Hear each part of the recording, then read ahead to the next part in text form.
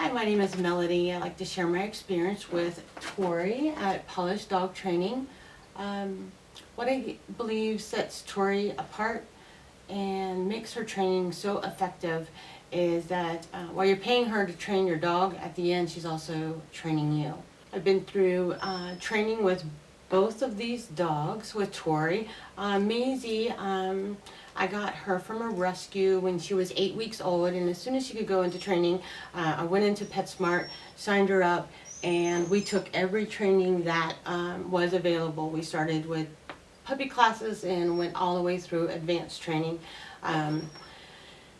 Even after all that training, I realized that her leash manners weren't the greatest, and we still needed some help. So someone recommended Tori, so I did went online and did a free evaluation, came in and talked to her, and we did some one-on-one classes. So excited after the first class, a huge improvement, and by the end of our sessions, we were actually even doing some off-leash heel and other commands, which I was very happy and proud of her for that. With Tori being able to observe and giving a few hints and some minor changes, we got major results. So I was very thankful to have her here to be able to see us and to work with us, and again to train me as well as Maizy. The second dog that went through training with Tori is Jack. Jack was 2 or 3 years old when I adopted him through Straight Animal Adoption Program. He was a foster at first, and then fell in love with him, so he ended up staying with us. So I adopted him. I knew he had some quirks, and he had been returned 2 other times before I had adopted him, and he had some behavioral issues.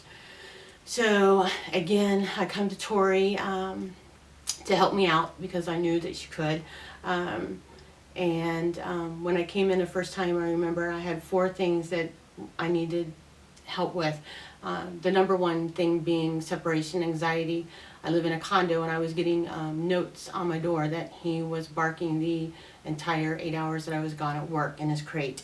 I knew that was true because when I would come in, the first thing he would do when I let him out of the crate was run over and drink water, and his voice was all raspy. And I didn't know, I'd never had a dog that had separation anxiety, and it's not easy. I reached out to Tori, and she gave me some things to try, and some things worked, some things did not work, some things worked for a little while, and then we had to try something different. But she was always there when I needed her. Every week I'd come back and we'd try some new things, and I'm happy to say that I don't get those notes on my door anymore. With the separation anxiety, I really had a hard time with one of the things that I was supposed to do with Jack, and that was to not allow him in the bed with me. As you can see, he's a cuddler, and that was a hard piece of the training.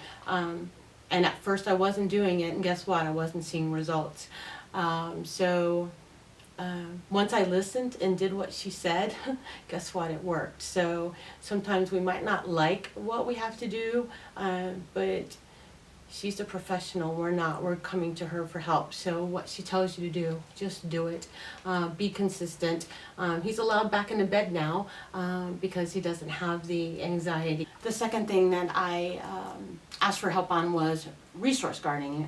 Though at the time I didn't know that's what it was that Jack was doing. If a dog, one of my other dogs, would jump up and he was on my lap, he would go after him barking, and it would end up in a fight sometimes.